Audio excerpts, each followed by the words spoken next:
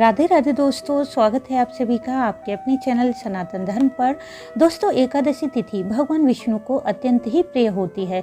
बात करें आश्विन शुक्ल पक्ष की पापा अंकुशा एकादशी की, तो ऐसी धार्मिक मान्यता है जो भी साधक इस एकादशी का श्रद्धा भाव से व्रत करता है, श्री हरि के मंत्रों का जप और पूजन करता है, उसके समस्त प्रकार के पाप इस जन्म और पूर्व जन्म के संचित पाप कर्म नष्ट हो जाते हैं। मन वचन कर्म से किए जाने अनजाने सभी पापों का नाश होता है। इस एकादशी का इतना पुण्य प्रभाव है कि व्रत पूजन करने से साधक को कभी भी यमराज के दर्शन नहीं होते। सभी सुख वैभव धन संपदा संतान सौभाग्य को भोग कर मृत्यु उपरांत भगवान श्री हरि के धाम में स्थान पाता है। तो इस वीडियो में मैं आपसे शेयर करने वाली हूँ कि पापा अंकुशा एकादशी की व्रत कथा क्या है। यह व्रत कथा सुनने मात्र से मनुष्य के सभी पापों का नाश होता है, साथ ही एकादशी का संपूर्ण फल प्राप्त होता है। और जानेंगे पापा अंकुशा एकादशी का व्रत कब धारण किया जाएगा, इस व्रत के पारण का शुभ मुहूर्त क्या रहेगा और पारण विधि क्या है। सभी बातों की संपूर्ण जानकारी जानने के लिए वीडियो को पूरा जरूर देखें। वीडियो अच्छा लगे तो इसे लाइक और शेयर करना ना भूलें। यदि आप चैनल पर पहली बार आए हैं तो चैनल को सब्सक्राइब करके बेल बटन को प्रेस कर लें, जिससे नई वीडियो का नोटिफिकेशन सबसे पहले आपको मिल जाए। दोस्तों, सबसे पहले जान लेते हैं कि पापा अंकुशा एकादशी का व्रत कब धारण किया जाएगा। पापा अंकुशा एकादशी की तिथि शुरू हो जाएगी 13 अक्टूबर की सुबह 9:10 पर और समाप्त होगी 14 अक्टूबर की सुबह 6:42 पर। 13 अक्टूबर को सूर्योदय के समय 10वीं तिथि है। इसके बाद एकादशी तिथि शुरू हो रही है और शास्त्रों के अनुसार ऐसा माना जाता है कि 10वीं तिथि युक्त एकादशी का व्रत धारण नहीं करना चाहिए, इससे पुण्यों का नाश होता है। वहीं 14 अक्टूबर को सूर्योदय के समय हमें एकादशी तिथि प्राप्त हो रही है 6:42 तक। इसके बाद द्वादशी तिथि शुरू है और शास्त्रों में ऐसा माना गया है कि द्वादशी तिथि युक्त एकादशी व्रत पुण्यों को बढ़ाता है, सुख समृद्धि प्रदान करता है। इसलिए 14 अक्टूबर दिन सोमवार को ही पापा अंकुशा एकादशी का व्रत धारण करना श्रेष्ठ रहेगा।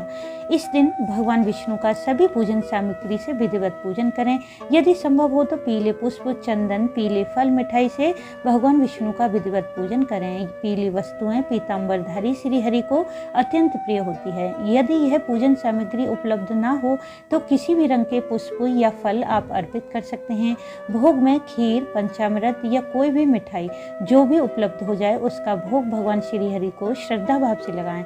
बस ध्यान रखें कि भोग में तुलसी पत्र अवश्य डालें। एकादशी के दिन तुलसी पत्र ना तोड़ें। इस प्रकार विधि विधान से श्री हरि का पूजन करें, मंत्रों का जाप करें और पूजन करते हुए इस व्रत कथा को पढ़ें या सुन लें। चलिए जान लेते हैं पापा अंकुशा एकादशी की व्रत कथा क्या है। पौराणिक मान्यता के अनुसार धर्मराज युधिष्ठिर ने भगवान श्री कृष्ण से कहा कि हे भगवान, आश्विन शुक्ल पक्ष की एकादशी का नाम क्या है, इसे करने की विधि क्या है, कृपया कर विस्तार पूर्वक मुझे बताइए।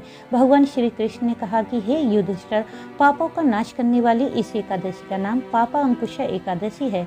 इस दिन मनुष्य को विधि पूर्वक भगवान पद्मनाभ की पूजा करनी चाहिए। यह एकादशी मनुष्य को मनोवांछित फल देकर स्वर्ग को प्राप्त कराने वाली है। मनुष्य को बहुत दिनों तक कठोर तपस्या से जो फल मिलता है वह फल भगवान गरुड़ ध्वज को नमस्कार करने से प्राप्त हो जाता है। जो मनुष्य अज्ञानवश अनेक पाप करते हैं परंतु श्री हरि को नमस्कार करते हैं वे नरक में नहीं जाते। विष्णु भगवान के नाम के कीर्तन मात्र से संसार के सभी तीर्थों के पुण्यों का फल प्राप्त हो जाता है। जो मनुष्य भगवान विष्णु की शरण में जाते हैं उन्हें कभी भी यम यातना नहीं भोगनी पड़ती। जो मनुष्य वैष्णव होकर शिव की और शैव होकर विष्णु की निंदा करते हैं वे अवश्य नरकवासी होते हैं। सहस्रों वाजपेयी और अश्वमेध यज्ञों से जो फल प्राप्त होता है वह एकादशी के व्रत के 16वें भाग के बराबर भी नहीं है। संसार में एकादशी के बराबर कोई पुण्य नहीं, इसके बराबर पवित्र तीनों लोकों में कुछ भी नहीं। इस एकादशी के बराबर कोई व्रत नहीं। जब तक मनुष्य पद्मनाभ की एकादशी का व्रत नहीं करते तब तक उनकी देह में पाप वास करता है। इस व्रत की कथा मैं आपको सुनाता हूँ, ध्यानपूर्वक सुनिए। प्राचीन समय में विंध्य पर्वत पर क्रोधन नामक एक बहेलिया रहता था। वह बड़ा क्रूर था। उसका सारा जीवन हिंसा, लूटपाट, मद्यपान और गलत संगति, पाप कर्मों में बीता। जब उसका अंतिम समय आया तब यमराज के दूत बहेलिया को लेने आए और यमदूत ने बहेलिया से कहा कि कल तुम्हारे जीवन का अंतिम दिन है, हम तुम्हें लेने आएंगे। यह बात सुनकर बहेलिया बहुत भयभीत हो गया और महर्षि अंगिरा के आश्रम में पहुंचा। महर्षि अंगिरा के चरणों पर गिरकर प्रार्थना करने लगा कि हे ऋषिवर, मैंने जीवन भर पाप कर्म किए हैं, कृपया कर मुझे कोई ऐसा उपाय बताइए जिससे मेरे सारे पाप मिट जाएं और मोक्ष की प्राप्ति हो जाए। उसके निवेदन पर महर्षि अंगिरा ने उसे आश्विन शुक्ल पक्ष की पापा अंकुशा एकादशी का विधि पूर्वक व्रत करने के लिए कहा। महर्षि अंगिरा के कहे अनुसार उस बहेलिये ने यह व्रत किया और किए गए सारे पापों से छुटकारा पाया। इस व्रत के प्रभाव से उसके सभी संचित पाप नष्ट हो गए तथा उसे मोक्ष की प्राप्ति हुई। अतः हे राजेंद्र, यह एकादशी स्वर्ग, मोक्ष, आरोग्यता, सुंदर स्त्री, अन्न और धन को देने वाली है। एकादशी के व्रत के बराबर गंगा, गया, काशी, कुरुक्षेत्र और पुष्कर भी पुण्यवान नहीं है। हरिवासर तथा एकादशी का व्रत करने से और जागरण करने से सहज ही मनुष्य विष्णु पद को प्राप्त होता है। हे युधिष्ठिर, इस व्रत को करने वाले 10 पीढ़ी मातृपक्ष और 10 पीढ़ी पितृपक्ष, 10 पीढ़ी स्त्री पक्ष और 10 पीढ़ी मित्र पक्ष का उद्धार कर देते हैं। वे दिव्य देह धारण करके चतुर्भुज रूप को पीताम्बरी पहने और हाथ में माला लेकर गरुड़ पर चढ़कर विष्णु लोक को जाते हैं। बोलो भगवान श्री हरि माँ लक्ष्मी की जय। दोस्तों, जैसा कि हम सभी जानते हैं कि एकादशी व्रत का पारण दूसरे दिन द्वादशी तिथि में द्वादशी तिथि के समाप्त होने से पहले किया जाता है। शास्त्रों के अनुसार द्वादशी तिथि में किसी योग्य ब्राह्मण को बुलाकर शुद्ध सात्विक भोजन कराएं और उन्हें यथासंभव दान दक्षिणा देकर ब्राह्मण को संतुष्ट करें। और यदि ब्राह्मण नहीं मिल पाते हैं तो अपने व्रत पारण से पहले सीधा निकाल लें, जिसमें दाल, चावल, घी, सब्जी, नमक और कुछ दक्षिणा रख दें। यदि आप सामर्थ्यवान हैं तो ब्राह्मण के निमित्त वस्त्र का दान भी कर सकते हैं। यह दान सामग्री किसी मंदिर में दे दें। यदि आपके पास इतना समय नहीं है कि आप मंदिर में यह सामग्री दे सकें तो आप पहले सीधा निकाल कर रख लें और पारण का शुभ मुहूर्त देखकर अपना व्रत खोल लें। फिर जब आपको समय मिले यह दान सामग्री मंदिर में दे दें।